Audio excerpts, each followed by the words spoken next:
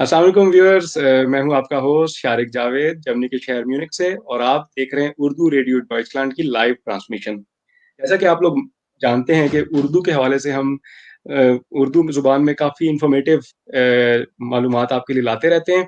और आज का हमारा जो स्पेशल शो है ये बहुत ही इंफॉर्मेटिव है, और यकीनन आप लोग बहुत इसको खुद भी इससे सीखेंगे और लोगों को भी शेयर करेंगे। आज हमारे साथ जो फहद सीमाब हैं, RWTH आखन यूनिवर्सिटी से, और ये PSA आखन के प्रेसिडेंट भी हैं, और ये डार्ट स्कॉलरशिप पे PhD कर रहे हैं सिविल इंजीनियरिंग में।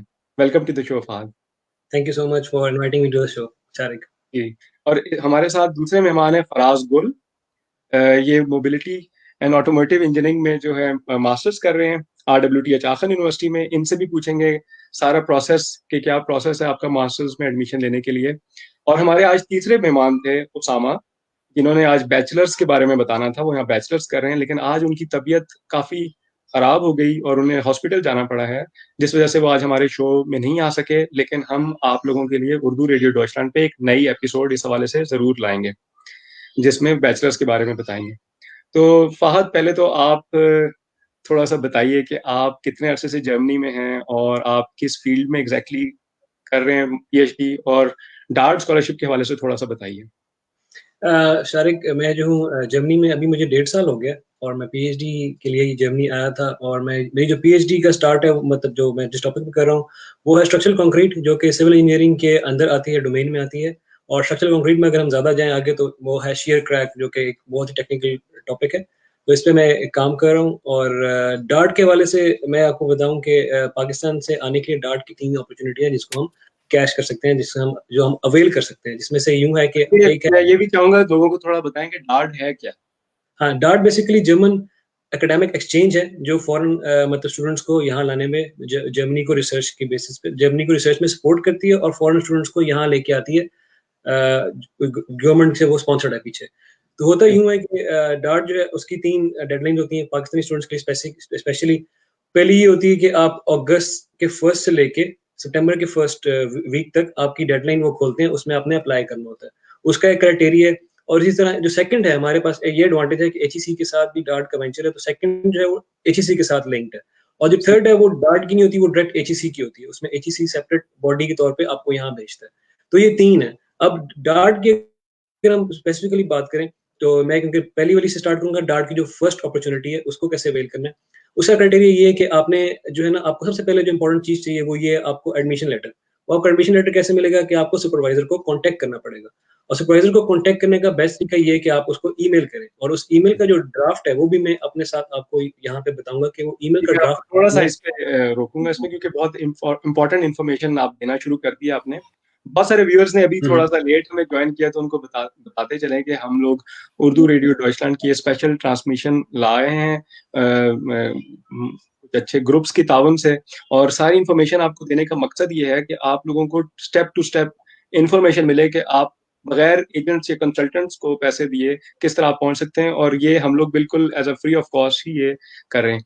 तो हमारे साथ जो पहले मेहमान है फहद सीमाब, ये हमें बता रहे हैं कि डार्ट स्कॉलरशिप पे आप कैसे जर्मनी आ सकते हैं PhD करने। और ये क्यों इसलिए बता रहे हैं क्योंकि ये खुद डार्ट स्कॉलर हैं और इस तरह हैं। और जो हमारे दूसरे मेहमान है फराज गुल, वो हमें मास्टर्स के हवाले से बताएंगे इसके बाद, क्योंकि वो जो है यहाँ पे मास्टर्स कर रहे हैं RWTH आखन यूनिवर्सिटी में। अच्छा, मैं आपसे ये रिक्वेस्ट करूंगा फहद, थोड़ा स्लोली बताएं ताकि जो नए नए लोग हैं उन्हें एक एक स्टेप का आइडिया हो जाए which is missing। तो मैं फिर स्टार्ट करता हूँ कि पहले डार्ट से, कि डार्ट की कैसे अपॉर्चुनिटी आपने अवेल करनी है। तो अगस्त के फर्स्ट वीक से सितंबर के फर्स्ट वीक तक आपका डेडलाइन है। और उस डेडलाइन में आपने डार्ट के पोर्टल पे जाके अप्लाई करना होता है, जिसमें कुछ चीजें आपको चाहिए होती हैं, जैसे कि आपको चाहिए होता है रिसर्च प्रपोजल, आपको चाहिए होता है आइल्स। और आइल्स का स्कोर जो है 6.5 होना चाहिए, और किसी भी उसमें उसके मॉड्यूल में 6 से कम नहीं होना चाहिए। उसके सही। साथ आपको चाहिए एडमिशन लेटर। वो एडमिशन लेटर आपको मिलता है सुपरवाइजर के थ्रू, वो सुपरवाइजर आपको देता है। और उस लेटर के लिए आपको ईमेल भेजनी पड़ती है सुपरवाइजर्स को। तो वो जो ईमेल है आपकी, वो बहुत ज्यादा इंपॉर्टेंट है। ईमेल और रिसर्च प्रपोजल दो एक ऐसी चीज है आपकी जो आपका सारा, जिसपे एवेल्युएशन बेस्ड कर रही होती है। आप जब प्रोफेसर को ईमेल करते हैं तो उसका सबसे इंपॉर्टेंट जो एक चीज है जो बड़ी लोग मिस करते हैं, वो ये कि टाइम कौन सा, किस टाइम पे भेजनी चाहिए। क्योंकि जर्मनी में जो प्रोफेसर हैं वो, उनके पास मल्टीपल प्रोजेक्ट्स होते हैं और मल्टीपल प्रोजेक्ट्स पे वो काम कर रहे होते हैं। उनके पास टाइम नहीं सही। होता कि वो सारी आपकी ईमेल पढ़ें। तो बेसिकली ईमेल होनी चाहिए साइज होनी चाहिए, और दूसरा टाइम आपकी, फॉर एग्जांपल 9 बजे जर्मनी के टाइम के मुताबिक टाइम जोन का डिफरेंस देख के पाकिस्तान से आप 9 बजे उसकी पास आ जानी चाहिए, ताकि वो जैसे ही खोले तो पहली ईमेल आपकी हो, या टॉप 3-4 ईमेल्स, क्योंकि पहले आके यहाँ पे ईमेल्स खोली जाती हैं कि ईमेल क्या आई है सही। लास्ट, तो वो आप पहली ईमेल्स में आपकी लाजमी ईमेल पढ़े। अच्छा, अब ईमेल में आपने कैसे ड्राफ्ट करनी है, ये बहुत इंपॉर्टेंट चीज है कि आप जो क्राइटेरिया मैंने फॉलो किया, जिसमें मुझे जर्मनी के अंदर 4 एडमिशन लेटर्स ऑफर हुए थे, जिसमें एक टीयू डार्मस्टाड थी, ये आरडब्ल्यूटीएच आखन थी जिसमें मैं हूँ अभी, लाइबनाइज यूनिवर्सिटी हैनोवर थी, और टीयू म्यूनिख थी। तो इन चारों का जो था क्राइटेरिया, उसमें मैंने यही फॉलो किया था, जिसकी बेसिस से मुझे रिप्लाई आते थे। अब आपने पहले जो ड्राफ्ट करना ना, हर प्रोफेसर को स्पेसिफिक ईमेल लिखनी है आपने, टू द पॉइंट के आपने स्टार्ट करना है पहले 2 लाइंस में कि आपको उसकी आपने लास्ट रीसेंट पेपर पढ़ा है, और उसके सही। रीसेंट पेपर पढ़ने के साथ आपको उसमें इंटरेस्ट डेवलप हुआ। सही। सेकंड में आपने उसके उस पेपर के साथ अपना जो रिसर्च बैकग्राउंड है उसको लिंक करना है, और थर्ड में आपने उसको, अगर आपकी कोई पब्लिकेशन है या इस तरह की चीज़ है जो एडिशनल आपकी क्वालिफिकेशन शो करती है, वो बिल्कुल। लिख के एंड में एक चीज़, एंड में एक सेंटेंस लाज़मी लिखना है जो आपका पॉजिटिव इम्पैक्ट शो करता है, पॉजिटिव मोटिवेशन शो करती है, वो ये कि looking forward to your positive response. इस पे सही। आपको हमेशा रिप्लाई आता है, क्योंकि जब हुँ। आप लिखते हो कि looking forward to your positive response, तो यहाँ पे प्रोफेसर्स को फील होता है कि यार this guy is motivated enough सही। To spend his time and struggle for his PhD. तो इसलिए सही। पीएचडी में इस 2 मतलब अभी आपने व्यूअर्स को 2 चीज़ें बताई। एक तो ये आप बता रहे हैं कि डार्ट स्कॉलरशिप कैसे लेना है, डार्ट बिल्कुल, स्कॉलरशिप क्या है, और दूसरा आप ये बता रहे हैं कि पीएचडी के लिए अप्लाई कैसे करना है, प्रोफेसर को किस वक़्त ईमेल लिखनी चाहिए, उसका कंटेंट क्या होना चाहिए। तो हुँ, व्यूअर्स को हम ये भी बताएँगे कि डार्ट स्कॉलरशिप के अलावा भी पॉसिबिलिटीज़ हैं यहाँ पीएचडी करने के लिए। बिल्कुल। तो पीएचडी अप्लाई करने का प्रोसीजर है वो सेम है। यानी आप यूनिवर्सिटी के पेरोल पे भी पीएचडी कर सकते हैं। इस पे हम थोड़ी डिटेल से बात करेंगे। पहले कई काफ़ी सारे जो व्यूअर्स हैं वो ये सवाल पूछ रहे हैं कि जो आपने जो है ना अ, जो बैचलर्स के हवाले से क्यों नहीं आपने प्रोग्राम आज किया, यानी कि बैचलर्स के हवाले से वो पूछ रहे हैं how to apply for bachelors. नहीं, हमारे आज एक गेस्ट थे जो बैचलर्स यहाँ उसामा, वो कर रहे हैं बैचलर्स, एफएससी के बाद यहाँ आए थे, उन्होंने पूरा बताना था, लेकिन आज क्योंकि वो बीमार हो गए हैं और इस पे हम दोबारा प्रोग्राम करेंगे। पहले हम फराज की तरफ थोड़ा सा चलते हैं। फराज, आप ये बताइए कि आप पाकिस्तान में आपने अपने बैचलर्स किस यूनिवर्सिटी से किया और कहाँ से आपका ताल्लुक है, और यहाँ पे मास्टर्स के लिए आने के लिए एडमिशन प्रोसीजर क्या है, और यहाँ पे एक एक जो डिफरेंट अपॉर्चुनिटीज हैं, एक तो है कि फीस नहीं है, जिस तरह यहाँ पे एक बहुत बड़ी एडवांटेज है कंपेयर टू यूएस या कनाडा या फिर यूके। इस हवाले से बताएं थोड़ा सा। अस्सलाम वालेकुम both of you. Thank you so much Shariq for inviting me on your show. बहुत खुशी हुई कि आज मैं किसी की मदद कर सकूंगा यहाँ पे एज अ मास्टर स्टूडेंट। और बेसिकली मैं जो है फराजगुल में नौशहरा केपीके से बिलोंग करता हूँ, एक छोटे से ज़िले से जिसका नाम है काका साहब, ज़ियारत काका साहब उसको कहते हैं। और मैं जो है ना रिहाइश पजीर हूँ, मेरे जो है मैं रावलपिंडी से रिहाइश पजीर हूँ, और मैं वहाँ से एजुकेशन अपनी हासिल की। क्योंकि मेरा डोमिसाइल बेसिकली केपीके से था, तो मैं रूल एंड रेगुलेशंस के मुताबिक, लॉ के मुताबिक, एजुकेशन सिस्टम के मुताबिक मैं अपना एडमिशन परस्यू जो है ना यूनिवर्सिटी के हवाले से अपना यूटी पेशावर से किया मैंने। और सही। मैंने जो है ना 2013 से 2017 के बैच में मैंने अपनी मैकेनिकल इंजीनियरिंग की है। और उसके बाद 1 साल लग गया मुझे प्रोसीजर में, एक प्रोसेस में, जो कि एक वैलिड प्रोसेस है जर्मनी आने के लिए। वो मैं इंशाल्लाह विद स्टेप वाइज बताता जाऊंगा कि क्या कौन से इंटेक्स में मैंने आया हूँ। और उसमें मैं जब परस्यू मैंने किया है तो फिर मुझे एडमिशन मिल गया, और फिर मैं यहाँ पे आ गया हूँ उसके मास्टर अपनी कंटिन्यू करने के लिए। तो मैं 2018 सितंबर में मैं यहाँ पे मुझे एडमिशन इनरोल इनटेक मिल गया था। विंटर इनटेक इसको कहते हैं। बेसिकली 2 इनटेक्स होते हैं, समर और विंटर, और मैंने विंटर इनटेक में एडमिशन लिया था। और अभी तक मेरे ऑलमोस्ट 4 सेमेस्टर हो चुके हैं, 3 सेमेस्टर्स कंसेक्यूटिव, जो कि एक नॉर्मल प्रोसीजर है। आप कोर्स वर्क पूरा करते हो, उसके बाद आप जाते हो फिर इंटर्नशिप और फिर मास्टर थीसिस के लिए अपनी डिग्री कंप्लीट करने के लिए। सही। सो तो दिस आपने वाज जो है वहाँ पे अपना ये बता दिया कि आप यहाँ पे यूटी पेशावर से आपने अपनी ग्रेजुएशन की, उसके बाद आप यहाँ पे आरडब्ल्यूटीएच जो कि जर्मनी की one of the best university है, आपने इसमें एडमिशन लिया। थोड़ा सा हमारे व्यूअर्स ये भी जानना चाहते हैं कि फॉर एग्जांपल किसी के जीपीएस की भी वेरिएशन होती है, कोई 2.5 है, जिस तरह लोग पूछ रहे हैं मेरा 2.5 है, किसी का 3.5 है, किसी का बहुत ज्यादा कम होता है, तो उनको क्या टिप्स देंगे यूनिवर्सिटी सिलेक्शन के लिए, उन्हें क्या करना चाहिए। और दूसरी बात जो थोड़ा सा फिर एक है कि डार्ट स्कॉलरशिप पे लोग आते हैं वो बहुत कम है, वो हम दोबारा से बाद में आज से ही पूछेंगे। लेकिन आप ये बताइए कि जो एडमिशन के लिए कुछ गाइडेंस दें कि एप्लीकेशन कैसे स्टैंड आउट करें। तो पहले तो जिस तरह आपने कहा कि मतलब प्रोसीजर किस तरह है, किस तरह अप्रोच करना है, तो उसमें यह है कि हम जो है ना यहाँ पे डार्ट वेबसाइट है बेसिकली, मैं लिंक आपके साथ शेयर कर दूंगा बाद में। उसमें हम देखते हैं कि जर्मनी में अराउंड 500 प्लस यूनिवर्सिटीज़ हैं, और उसमें दो टाइप्स ऑफ यूनिवर्सिटीज़ हैं। हम देखते हैं कि हाउसशूले और फाखशूले। तो हाउसशूले में जो है उसमें ये होता है कि टेक्निकल यूनिवर्सिटीज़ है सारी आपकी, जितनी भी टेक्निकल यूनिवर्सिटी इंजीनियरिंग से रिलेटेड है, रिसर्च ओरिएंटेड है, R&D है जितना, तो वो सारी आपकी हाउसशूले में होती हैं। और बाकी जो यूनिवर्सिटीज़ है उसमें फाखशूले, जिसमें अप्लाइड साइंसेज जिसको कहते हैं, इकोनॉमिक्स हो गए आपके, फाइनेंस अकाउंटिंग MBA हो गया, ये सारी यूनिवर्सिटीज उसमें रिलाई करती है। वो आपको प्रैक्टिकल, वो आपको एक इंडस्ट्रियल स्टेट या इंडस्ट्रीज के लिए जो है ना आपको प्रैक्टिकली ओरिएंटेड बिल्कुल, बना देती है। यानी स्टार्ट में सबसे पहले आपने यूनिवर्सिटीज देखनी है, यानी कि पहला प्रोसेस यही होता है ना, अच्छा जर्मनी जाना है तो वहाँ पे किस टाइप की यूनिवर्सिटीज हैं। एक आपने कहा जी फाखशूले हैं और एक टेक्निकल होक्शूले हैं, यानी जैसे टेक्निकल यूनिवर्सिटी कहते हैं इंग्लिश में, और एक को F8, ठीक है। तो लोग ये सवाल पूछ रहे हैं कि क्या इसके लिए लोगों को आइल्स करना पड़ेगा, फीस वगैरह कितनी होगी, इस हवाले से थोड़ा गाइड करें। हाँ, इसमें असल में यह है कि अराउंड 500 प्लस यूनिवर्सिटीज है, 520 अप्रोक्सीमेटली। तो उसमें एक 500 पब्लिक यूनिवर्सिटीज है और 120 अराउंड प्राइवेट यूनिवर्सिटीज है। तो हम देखते हैं कि public universities almost free of cost है।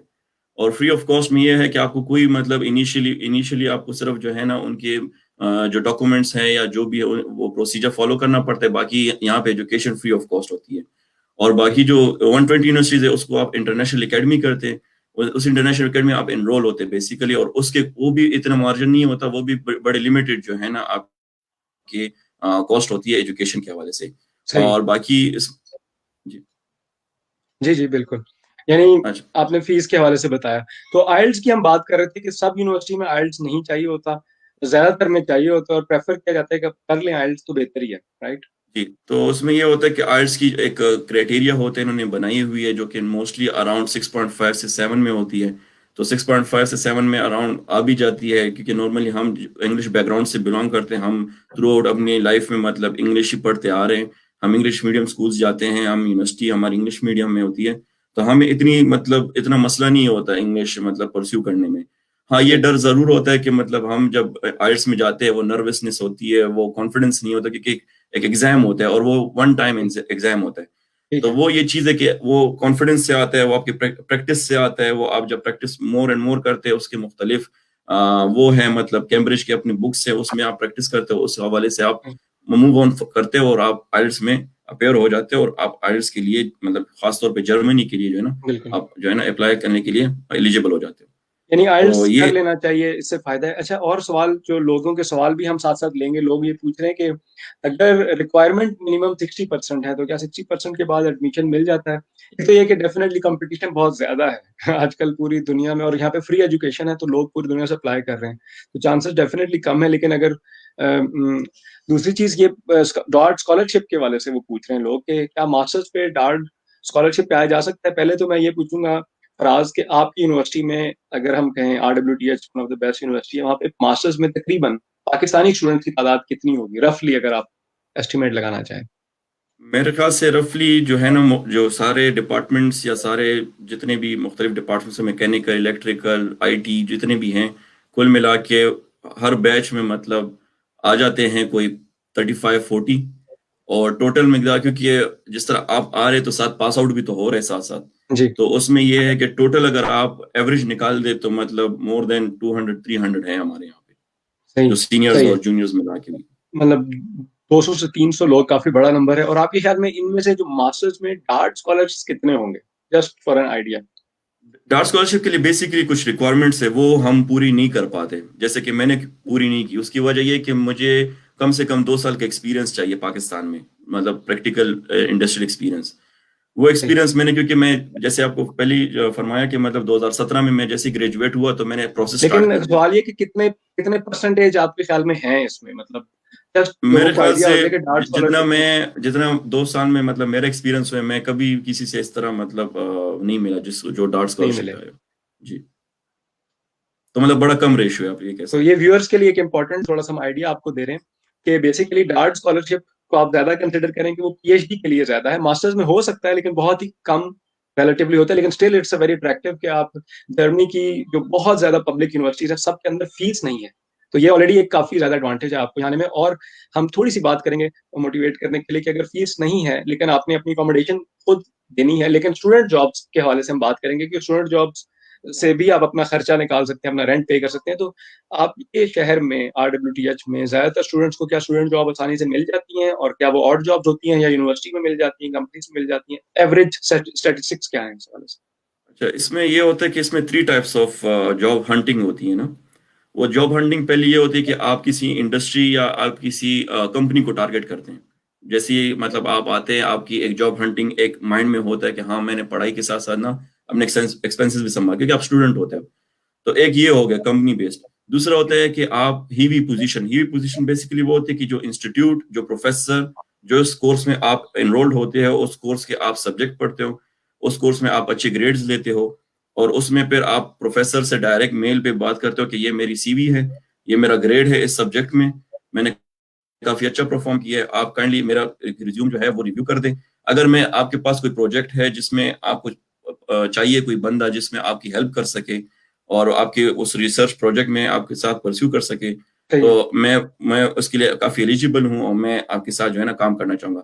शुरू में इंसान ये नहीं कहता कि मैं आपके साथ मतलब ये करना चाहूंगा कि फाइनेंशियली, लेकिन ये होता है कि मैं एक्सपीरियंस लेना चाहूंगा, ये एक अच्छी चीज है। सही। और तीसरी ये है कि पार्ट टाइम जॉब होती है, जो कि नॉर्मली हम देखते हैं कि अमेजोन में हो गया, बाकी जो दूसरे इस तरह के जो चॉकलेट फैक्ट्रीज हो गए, उसमें लोग जाते हैं और पार्ट टाइम जॉब करते हैं। लेकिन वो मैं प्रेफर नहीं करूंगा, क्योंकि उसमें आप एक्सपीरियंस नहीं लेते हैं, उसमें आपकी टेक्निकलिटीज नहीं नजर आते, आप उभरते नहीं, आपकी ग्रूमिंग नहीं होती, आप तो पैसा कमा रहे हो लेकिन आप टेक्निकली नहीं होते। तो मैं प्रेफर तो यही करूंगा कि मतलब जैसे कि आप आए, आप एक सेमेस्टर गुजारें, आप उस टाइम आप अप्लाई भी करते रहे मुख्तलिफ जॉब्स के लिए। जैसे कि मैंने खुद भी यही किया कि मैं आते साथ तो नहीं, लेकिन यहाँ पे ये भी होता है कि एक छोटी सी बात मेंशन करूंगा कि उसमें जॉब फेयर्स काफी बड़ा रोल अदा करती है, क्योंकि हम जर्मनी आते हैं और हम जर्मनी में आके हमें तो पता नहीं होता कि इनकी कौन कौन सी कंपनीज है कि मतलब जिसमें हम जाके उनको देख ले ना, इतने हम मतलब स्ट्रगल करते हैं कि मतलब हम सर्च करें, मतलब बड़े कम लोग होते हैं जो कि स्ट्रगल करते हैं और वो सर्च करते हैं कि यूनिवर्सिटीज और एक एक पोजीशंस। और फिर तो आपको आने के बाद फॉरेन जॉब मिलने में कितना टाइम लगा था? मास्टर्स जब आप आए, एडमिशन लिया, यहाँ पे पहुंच गए, उसके बाद स्टूडेंट जॉब मिलने में कितना गैप था? मुझे ऑलमोस्ट 5-1 माह लग गए थे। सही है। और उसके बाद से आप अपने एक्सपेंसेस खुद ही ड्यूरिंग स्टडीज कवर कर रहे हैं अपने साइड? जी, मैं एक्सपेंसेस भी मतलब जैसे कि होता है कि ब्लॉक अमाउंट होता है ना, तो शुरू में आप 10,000, आजकल क्राइटेरिया थोड़ा चेंज हो गया जर्मन एम्बेसी का पाकिस्तान में, आजकल आपको 10,000 यूरो जो है ना वो सबमिट करने, ये बेसिकली आप अपने ऊपर एक इन्वेस्टमेंट कर रहे हैं। वो इन्वेस्टमेंट ये है कि आप 10,000 अमाउंट जो है ना वो ब्लॉक कर देते हैं, आपको जर्मनी को पता लग जाता है कि हाँ, ये बंदा अगले साल तक या 2 साल तक ना मतलब सर्वाइव कर सकता है अपने एक्सपेंसेस पे। उसमें ये होता है कि आप स्टडी कंटिन्यू कर सकते हैं, लेकिन बेसिकली ये होता है कि हम एक्सपेंसेस तो ले लेते हैं, लेकिन हम ये चाहते हैं कि हम साथ में एक्सपीरियंस भी लें, तो इस एक्सपीरियंस के लिए हम जॉब हंटिंग करते हैं। सही। तो उसमें ये जी तो उसमें ये होता है अच्छा, तो उसमें ये होता है कि हम जॉब हंटिंग करते हैं, हम एक्सपीरियंस भी लेते हैं, ताकि हम जब ग्रेजुएट हो जाए तो हम एक एक्सपीरियंस में काउंट हो, हमारे जो बैकग्राउंड है वो इतना स्ट्रांग नहीं होता, जो कि हम जिस फील्ड से आए होते हैं या हम इतने प्रैक्टिकल नहीं होते हैं, ये लोग ज्यादा प्रैक्टिकल हैं, ये लोग ज्यादा जर्मन बेसिकली मतलब काम को ज्यादा प्रायोरिटी देते हैं, एजुकेशन को फर्स्ट प्रायोरिटी पे रखते हैं ना।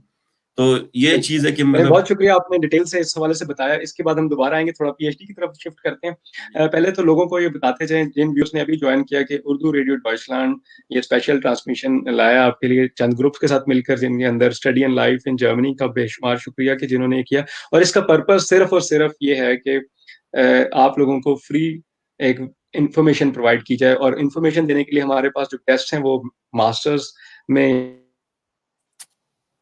यहाँ पे जॉब मास्टर्स में स्टडीज कर रहे हैं या पीएचडी स्कॉलरशिप पे आए, और ये वो हैं जो इस प्रोसेस से ऑलरेडी गुजरे हुए हैं।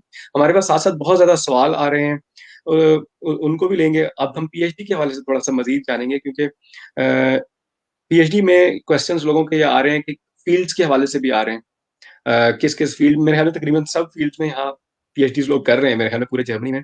तो डार्ट स्कॉलरशिप पे जो है वो पूछ रहे हैं कि डार्ट स्कॉलरशिप पे जो कोई आता है तो उसको क्या ब्लॉक स्टेटमेंट चाहिए होगी, जो कि मेरे ख्याल में स्ट्रेट फॉरवर्ड आंसर है, लेकिन आप थे। और दोबारा से ये बताएं कि अगर कोई बंदा जिसने पाकिस्तान में मास्टर्स अपना कंप्लीट कर लिया और अब वो सोचता है या कहीं भी दुनिया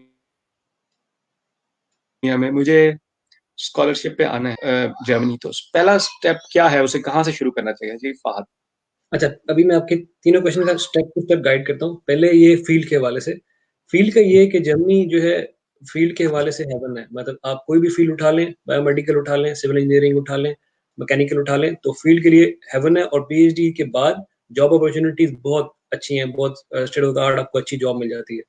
दूसरा जो है डार्ट के वाले से बात हो रही थी, तो डार्ट का ये है कि डार्ट बेस्ट अपॉर्चुनिटी है आपको यहाँ आने के लिए। उसकी रीजन ये है कि डार्ट आपको गाइड करती है इन वीजा प्रोसेस। आपको वीजा प्रोसेस में एम्बेसी की अपॉइंटमेंट लेने में भी डार्ट गाइड करती है और डार्ट अपॉइंटमेंट लेके देती है। और जब आप अपॉइंटमेंट लेके जाते हैं जर्मन एम्बेसी, तो आप वहां पे आप डायरेक्ट एंटर हो जाते हैं एम्बेसी के अंदर, क्योंकि आप डार्ट स्कॉलर होते हैं। और उसके बाद आपको यहाँ पे इवन इनफैक्ट डार्ट आपको हेल्थ इंश्योरेंस भी प्रोवाइड करती है, जो कि आपकी प्राइवेट इंश्योरेंस होती है। और उसमें ये होता है कि आपकी अगर इन केस ड्यूरिंग रिसर्च आपसे कुछ ब्रेक हो जाए या कोई ऐसी इक्विपमेंट आपसे कोई ब्रेक हो जाता है, तो वो आपकी प्राइवेट इंश्योरेंस उसको कवर करती है। इसलिए तो डार्ट आपको इस मामले में बहुत एक्स्ट्रा सपोर्ट देती है। और जो तीसरा क्वेश्चन है ब्लॉक अमाउंट का, वो ये है कि डार्ट क्योंकि स्कॉलरशिप है, तो आपको कोई ब्लॉक अकाउंट नहीं शो करना पड़ता, बल्कि आप एम्बेसी में सिर्फ डार्ट का स्कॉलरशिप लेटर लगाते हैं और वही इनफ होता है टू गेट द वीजा। और उसकी बेसिस पे आपको वीजा जो है विद इन वीक 2 वीक्स के अंदर वो दे देते हैं, क्योंकि बेसिकली पीछे से फॉरेन मिनिस्ट्री की सपोर्ट होती है।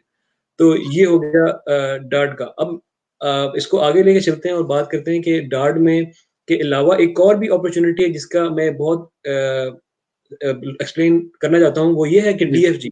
अब डीएफजी क्या है? डीएफजी जो है जर्मनी की रिसर्च फाउंडेशन है, जो स्पेसिफिकली रिसर्च को ही बैक करती है और उसकी बेसिस पे यहाँ पे प्रोजेक्ट्स लोग विन करते हैं, मतलब वर्सेस वगैरह उस पे अप्लाई करते हैं और जीतते हैं। और उसके बाद उनके पास फंडिंग होती है टू हायर अ पीएचडी।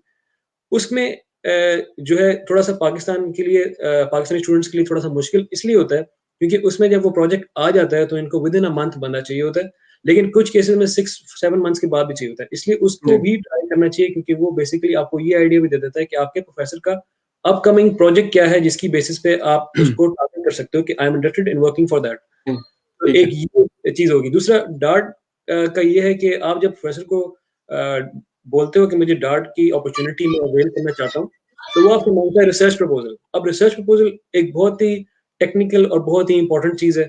उसकी रीजन ये है कि अब प्रोफेसर हमें नहीं जानता। मतलब फॉर एग्जाम्पल मैं अगर अप्लाई कर रहा हूँ तो मुझे प्रोफेसर ने कभी देखा नहीं है, मुझसे कोई बात नहीं की, तो मुझे जानता नहीं है।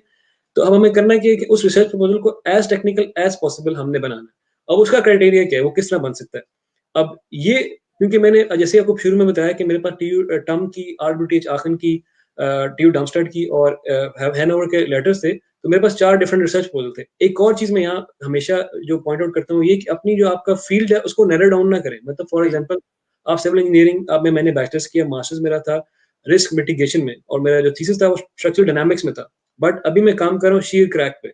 तो अगर आप अपने विजन को, अपने डोमेन को अगर आप नैरो डाउन करेंगे ना, कि फॉर एग्जांपल आपने थीसिस किया डायनामिक्स में और आप पीएचडी भी डायनामिक्स में ही करना चाहते हैं, तो आपके चांसेस और मुश्किल हो जाएंगे। तो आपने अपनी रेंज और डोमेन थोड़ी खोल ली रखनी है, और आपने जो है ना 3-4 रिसर्च प्रपोजल्स ड्राफ्ट करने हैं जो आपका जिसमें इंटरेस्ट हो।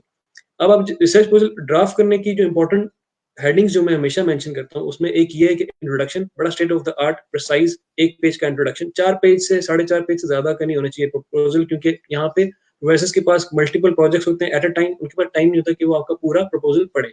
इसलिए लिमिटेड, कंसाइज, पहले पेज पे इंट्रोडक्शन, और साथ में ऑब्जेक्टिव्स। ऑब्जेक्टिव्स बुलेट पॉइंट्स में 2-3 ऑब्जेक्टिव्स काफी हैं, क्योंकि उसी से उसको आइडिया होता है कि आपका रिसर्च एप्टीट्यूड क्या है और आपका माइंड किस तरफ डायरेक्ट कर रहा है। उसके बाद आपने लिखनी है मेथोडोलॉजी, कि आप ये जो ऑब्जेक्टिव्स आपने लिखे हैं इनको आप अचीव कैसे करोगे। ये एक बड़ा ही इंपॉर्टेंट है। ये आपका शो करता है कि आपका लिटरेचर बैकग्राउंड कितना स्ट्रांग है, और इसको आप मेथोडोलॉजी को बैक करते हैं बेस्ड ऑन लिटरेचर रिव्यू, जो आपने पेपर रिसेंटली पढ़े होते हैं, जिसमें आपके प्रोफेसर की पेपर्स की आइडिया और नो होना बड़ा जरूरी है।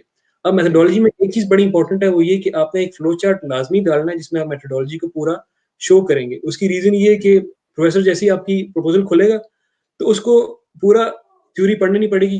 वो कोशिश करेगा कि वो कम फ्रेम में आपका आइडिया ले ले। तो वो क्या करेगा कि वो डायरेक्ट आपका पढ़ लेगा ऑब्जेक्टिव्स, और ऑब्जेक्टिव्स पढ़ने के बाद जैसे ही ऑब्जेक्टिव्स पढ़ लेगा, उसके बाद आपकी मेथोडोलॉजी का फ्लो चार्ट देख के उसको इमीडिएटली आइडिया हो जाएगा कि आपका जो रिसर्च प्रपोजल है वो कितना स्ट्रांग है, और उसी की बेसिस पे वो आपसे फर्दर आगे बात करने की कोशिश करेगा, मतलब उसके बाद वो आपसे थीसिस मांगेगा और उसके बाद वो आपको इंटरव्यू के लिए कॉल करेगा। सही। चलिए, बहुत शुक्रिया, आपने काफी डिटेल से बताया। इसके बाद भी जाएंगे तो लोगों की मोटिवेशन के लिए एक चीज ऐड करें कि लोग ये पूछते हैं कि बैचलर्स मास्टर्स करने के बाद या पीएचडी करने के बाद यहाँ पे स्कोप क्या है इंडस्ट्री का। तो इस हवाले से फाहद से भी और फराज से, दोनों से इंडिविजुअली पूछूंगा कि आपके जूनियर्स जो ग्रेजुएट हुए मास्टर्स करके या पीएचडी करके, तो उनका जॉब स्कोप कैसा है। पहले तो फराज आप बताएं कि आपके जो सीनियर्स ग्रेजुएट हुए तो उनका क्या जॉब आसानी से मिल गई सब लोगों को, और जर्मन जॉब मार्केट के हवाले से बताइए। जी बिल्कुल ऐसे ही है। हम जब देखते हैं यहाँ पे जर्मनी में मतलब 97% एम्प्लॉयमेंट रेट है, यहाँ पे अराउंड 3% जो है अनएम्प्लॉयमेंट रेट है। तो 97% मीन्स के मतलब हम एक तो बैकग्राउंड हमारा जो है ना, अच्छी यूनिवर्सिटी से मास्टर्स हमने किए होते हैं, ऊपर से ये लोग प्रेफर करते हैं स्किल्ड वर्कर। तो स्किल्ड वर्कर में ये होता है क्योंकि इनकी पॉपुलेशन 65 प्लस में चल रही है आजकल ना, तो ये चाहते हैं कि फॉरेन भी आए और वो स्किल्डफुल हो, और वो स्किल्ड यहाँ पे जो है ना फिर इम्प्लीमेंट होता है कि हमारी इकोनॉमी आगे बढ़ाएंगे। तो ये एक बड़ी इनके ये स्ट्रेटजी है इनकी, यही चलता आ रहा है इनके मतलब माइंड में, और ये इसलिए हम पे इन्वेस्टमेंट कर रहे हैं। ये क्यों फ्री ऑफ कॉस्ट एजुकेशन दे रहे हैं हमें, ये क्यों इतनी क्वालिटी ऑफ लाइफ हमें दे रहे हैं, ये क्यों इतने हमें R&D पे प्रमोट कर रहे हैं, बिल्कुल। उसका बैकग्राउंड ही है बेसिकली, ये एक मेन थीम था बेसिकली। तो हम जब देखते हैं कि जिन व्यूअर्स ने अभी ज्वाइन किया उनको बताते चलें कि आज हमारा बहुत स्पेशल प्रोग्राम है, और आप लोगों से भी रिक्वेस्ट करेंगे कि आप अपने सवाल पूछें। ये स्पेशल प्रोग्राम आपके लिए उर्दू रेडियो डॉइचलैंड और study and life in Germany लेकर आए हैं। इसका पर्पस ये है कि आप लोगों को इंफॉर्मेशन दी जाए कि आप लोग मास्टर्स और पीएचडी में कैसे आ सकते हैं। जर्मनी जो कि एक सुपर पावर है, और यहाँ पे सब लोगों को जॉब्स मिल जाती हैं। तकरीबन सब फील्ड्स में सब लोगों को जॉब्स जो आफ्टर स्टडीज बहुत अच्छी मिल जाती हैं। ड्यूरिंग स्टडीज भी वो अपने एक्सपेंसेस कवर कर लेते हैं। जो मास्टर्स है, हमने बात की कि मास्टर्स ट्यूशन फी नहीं है, ठीक है, ट्यूशन फी मास्टर्स में नहीं है, और अपना जो एक्सपेंस है वो आप कवर कर लेते हैं स्टूडेंट जॉब से। और उनके हमने एडमिशन प्रोसीजर की बात की, हमें फराज ने बताया कि जो है आप लोग मास्टर्स किस तरह अप्लाई कर सकते हैं। आपने आइल्स आप लोगों ने करना है, उसके अलावा आप यूनी असिस्ट के थ्रू अप्लाई करते हैं। इसके ऊपर भी हम अगले सेगमेंट में अभी बात करेंगे, यूनी असिस्ट क्या है और आप उसके थ्रू कैसे अप्लाई करते हैं। इसके बाद फहद सीमाब जो यहाँ पे पीएचडी कर रहे हैं सिविल इंजीनियरिंग की फील्ड में और स्कॉलरशिप पे पीएचडी कर रहे हैं, इन्होंने हमें डार्ड स्कॉलरशिप के हवाले से बताया कि आप लोग डार्ड स्कॉलरशिप कैसे ले सकते हैं। इसके अलावा और भी मजीद स्कॉलरशिप्स हैं, यानी कि आप लोग यूनिवर्सिटी के एम्प्लॉय के तौर पर आ सकते हैं, मजीद स्कॉलरशिप्स भी हैं, और जो है उसके बाद भी मार्केट में काफ़ी अच्छा स्कोप है। इसके अलावा हम थोड़ी और बात करेंगे, और आप लोग अपने अपने क्वेश्चंस भी पूछ सकते हैं, और हम लोगों की ये लाइव ट्रांसमिशन आप यूट्यूब पर भी देख सकते हैं। जी, तो फहद आप थोड़ा सा बताइए कि आपने जब अप्लाई किया, ठीक है, आप इटली में मास्टर्स कर रहे थे, फिर आप यहाँ आए, तो यहाँ पे जब अप्लाई करने में क्या दुश्वारियां आई शुरू में, या आपने कहाँ से सीखा कि क्या इंपॉर्टेंट चीजें हैं अप्लाई करने के लिए, स्कॉलरशिप लेने के लिए, क्योंकि एप्लीकेशंस तो पूरी दुनिया से बहुत ज्यादा है। इसका क्राइटेरिया असल में ये, मैं दो बुलेट पॉइंट्स बताना चाहूंगा। वो ये जो मैंने अपनी लाइफ में इम्प्लीमेंट की, वो ये एक हार्डवर्क और एक परसिस्टेंस। कि आप कोई प्रोफेसर को ईमेल कर रहे हो तो आपको मोस्ट प्रोबेबली चांसेस हैं कि अक्सर केसेस में रिप्लाई नहीं भी आता, और उससे आपने डिसहार्ट नहीं होना, आपने कंटिन्यूसली ट्राई करनी है। फॉर एग्जाम्पल, आपने कैसे ट्राई करनी है कि आपने एक ईमेल, जिस तरह मैंने बताया कि आपने जो ड्राफ्ट, जिस तरह मैंने बताया कैसे करना है, उसके बाद आपने वो ड्राफ्ट जब कर लिया है, जब आपने जैसे ही वो ड्राफ्ट कर लिया है, उसके बाद आपने यूं करना है कि फॉर एग्जांपल अब मैं RWTH आखन में अप्लाई कर रहा हूँ, तो RWTH आखन का जब प्रोफेसर आपने ईमेल करके वेट करना है। ये नहीं कि आपने RWTH आखन में उसी फील्ड के सारे प्रोफेसर को एट अ टाइम ईमेल कर दी, आपने वेट करना है, और in the meantime a week wait करके नेक्स्ट प्रोफेसर को अप्लाई करना है, फॉर एग्जांपल अगली यूनिवर्सिटी में, और वीक का वेट करना है ताकि वो आपको एक्सेस कर ले। तो ये होगी एक बात। दूसरी बात ये कि मैं जैसे शुरू में बता रहा था कि HEC के थ्रू भी, HEC और डार्ट का वेंचर है, उसके थ्रू भी आप आ सकते हैं। अच्छा, अब डार्ट करता क्या है कि अगर आपके पास सुपरवाइजर एक्सेप्टेंस आ जाए, उसके बाद अगर आपके पास आपका रिसर्च प्रपोजल फाइनल हो जाए, तो आपको वीजा ऑलमोस्ट श्योरिटी होती है, क्योंकि डार्ट आपको इंटरव्यू कॉल करता है इस्लामाबाद में। अगर आप डार्ट के डायरेक्ट के थ्रू आ रहे हैं तो आपको डायरेक्ट डार्ट ऑफिस जाना पड़ता है इस्लामाबाद में, और अगर आप HEC के थ्रू आ रहे हैं तो HEC अपने ऑफिस में आपको बुलाती है, जिसमें आते जर्मन हैं, वो आके आपको एवेलुएट करते हैं आपके प्रपोजल को, और आपके कि आप वहां जाके कैसे सर्वाइव करेंगे, और उसकी बेस पे वो फिर आगे आपका प्रोसेस कंटिन्यू करते हैं। तो ये जो दो लेंगे थोड़े से डिफरेंट हैं, लेकिन दोनों ऑलमोस्ट सेम इस सेंस में कि वो प्रोफेशनल्स जो हैं वो क्योंकि डार्ट के पास फंडिंग की कोई प्रॉब्लम नहीं है, तो वो इनके पास जैसे ही फंडिंग की कोई प्रॉब्लम नहीं है, तो उसकी बेसिस पे ये कोई वो नहीं है कि आप फॉर एग्जांपल 10 सीटें लिमिटेड हैं, ऐसा कोई बात नहीं है। अगर आपका प्रपोजल स्ट्रांग है, आपका एक्सेप्टेंस लेटर है और आप इंटरव्यू आपका अच्छा होता है, तो यू आर सिलेक्टेड 100% और आपका वीजा भी लग जाएगा। तो ये मेन है। उसके अलावा अगर आप एचईसी का एक और क्राइटेरिया है, वो ये है कि आप एचईसी के आते हैं डायरेक्ट फैकल्टी के थ्रू, मतलब आपकी गवर्नमेंट जॉब हुई है कहीं पे और उनका प्रोग्राम है उस यूनिवर्सिटी का, उसके थ्रू आप आते हैं। तो अगर आप उसके थ्रू आते हैं तो एचईसी उसमें आपको डायरेक्ट यहाँ सही। भेजती है, डार्ट इन्वॉल्व नहीं होती और एचईसी आपको डायरेक्ट टोटल सम अमाउंट दे देती है, जैसे ऑस्ट्रेलिया में दी जाती है कि कॉन्सुलेट के थ्रू आपके बैंक में ट्रांसफर हो जाती है अमाउंट। तो वो मंथली उस बेसिस पे वो भी एक क्राइटेरिया। तो ये 3 डिफरेंट सेपरेट क्राइटेरियाज हैं और मेरे हिसाब से इन तीनों को अवेल करना चाहिए, क्योंकि जर्मनी इस वक्त हर फील्ड में हब है और इनका जो रिसर्च है वो स्टेट ऑफ द आर्ट है। सही। अच्छा, एक क्वेश्चन आया है कि क्या रिसर्च जर्नल्स होना कंपलसरी है to get admission in in PhD? Research journal Hamza होना पूछ रहे हैं। कंपल्सरी नहीं है। इसमें यूँ है कि आपका हो तो इट इज़ बेटर, आपकी अपॉर्च्युनिटी बढ़ जाती है, क्योंकि उससे फिर वो आपको आप प्रोफाइल को और इवैल्यूएट कर सकते हैं। बट अगर वो नहीं भी है, तो आपका थीसिस और जो आपका रिसर्च प्रपोज़ल है, वो दोनों चीज़ें हाइलाइट कर सकती हैं उसको इतना कि वो आपको इंटरव्यू के लिए कॉल करे, और इंटरव्यू के लिए फिर आपने आगे उसको कन्विंस करना है, वो फिर आपकी रिसर्च बैकग्राउंड और सारा लिटरेचर रिव्यू जो है उसकी बेसिस पे आप उसको कन्विंस कर सकते हैं। मेरी अपनी प्रोफाइल में जब मैं आ रहा था, तो उस वक़्त मेरा एक जो है आर्टिकल था वो सबमिटेड था और जो कॉन्फ्रेंसेस थी मेरे पास 8 कॉन्फ्रेंसेस थी। तो कॉन्फ्रेंसेस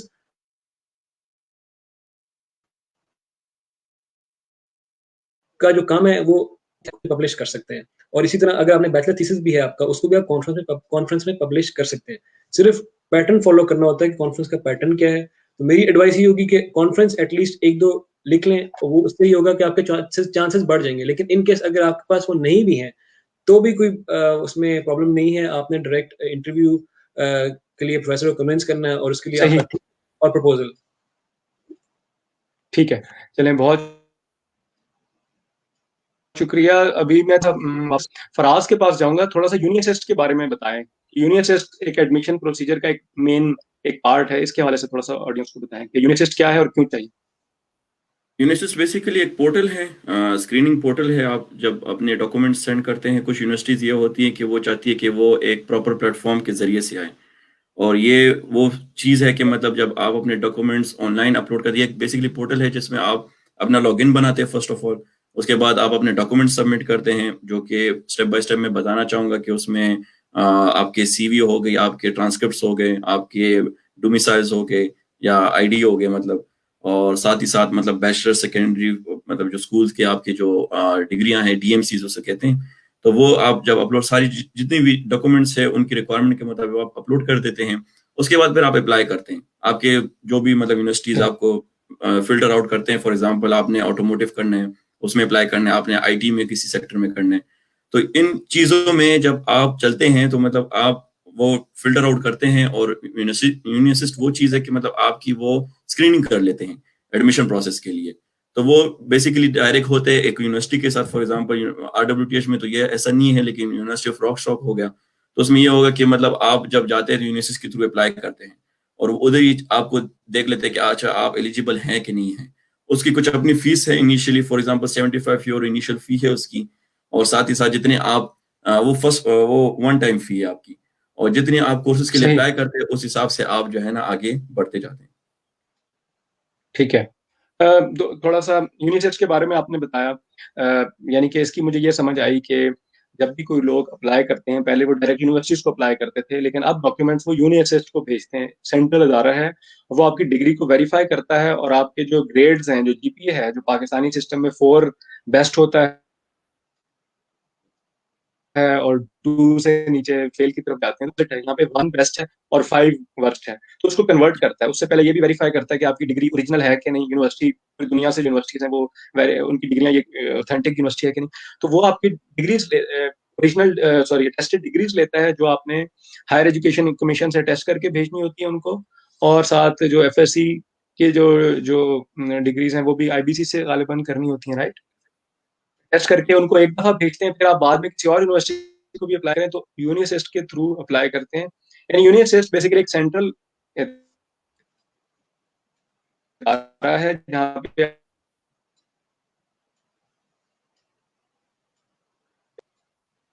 इसमें मैं एक बात मेंशन करना चाहूँगा, जी आप जी सुन जी। रहे हैं?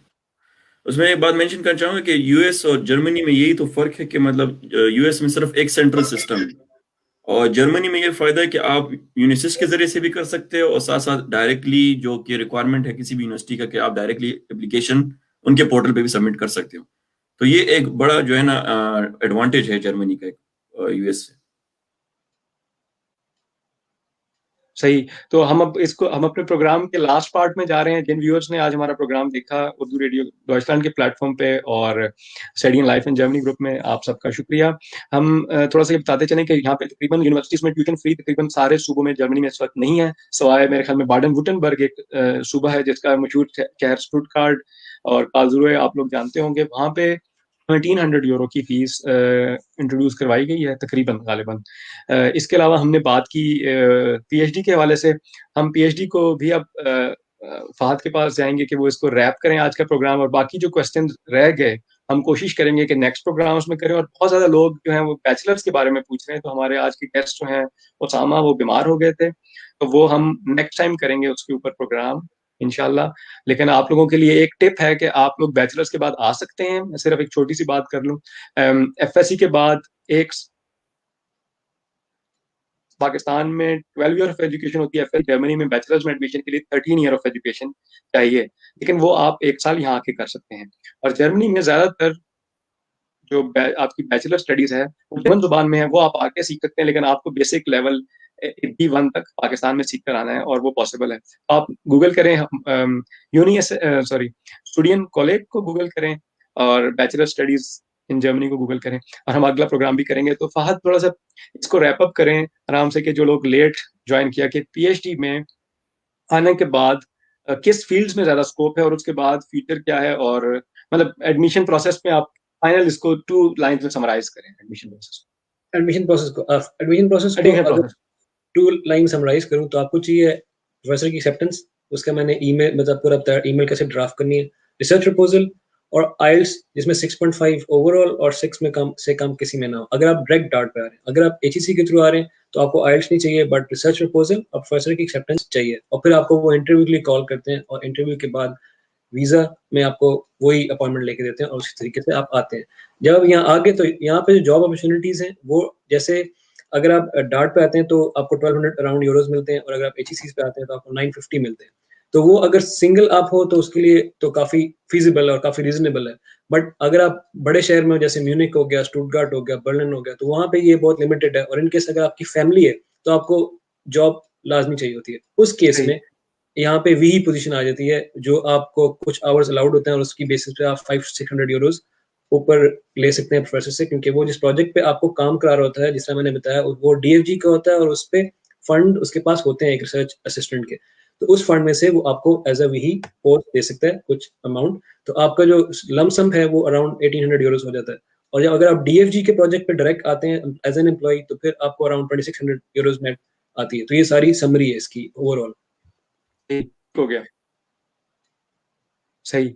यानी कि इवन अगर डार्ट पे आते हैं स्कॉलरशिप थोड़ा कम है, लेकिन आप साथ में भी जॉब वगैरह कर सकते हैं। अच्छी सी स्कॉलरशिप एक ऑप्शन है। दूसरा, जर्मनी में एम्प्लॉयमेंट यूनिवर्सिटी को आप डायरेक्ट अप्लाई करते हैं, अगर प्रोफेसर के पास फंडिंग है तो वो देगा आपको, और उसमें भी आप आ सकते हैं। और एक और चीज जो हम बताना भूल गए मोटिवेशन में, कि जर्मनी में जब आप अपना मास्टर्स कंप्लीट कर लेते हैं तो आपको 1.5 ईयर्स का जॉब सर्च वीजा मिलता है। यानी कि आपको फॉरेन जर्मनी से जाने का नहीं कहा जाता, बल्कि आप जॉब अप्लाई कर सकते हैं। और in most of the cases, खासतौर पे आईटी और टेक्निकल फील्ड में, तो लोगों को मतलब फॉरेन ही जॉब मिल जाती है ग्रेजुएशन से खत्म करने एंड में ऐड करना से पहले चाहूंगा। ही। हमारे प्रोग्राम का वक्त हो गया, बाकी कुछ क्वेश्चन? Ji ji please. अब वो ये है कि इवन जो जर्मन कोर्स है, काफी फील्ड में सिविल इंजीनियरिंग में आपको जर्मन सीखनी पड़ती है, क्योंकि फील्ड में German is compulsory in civil engineering. तो इवन आपका इंस्टीट्यूट और यूनिवर्सिटी जो है वो पीएचडी में आपको उसके लिए भी सपोर्ट करती है, और उसके लिए भी आपको फंड करती है कि आप सीखें।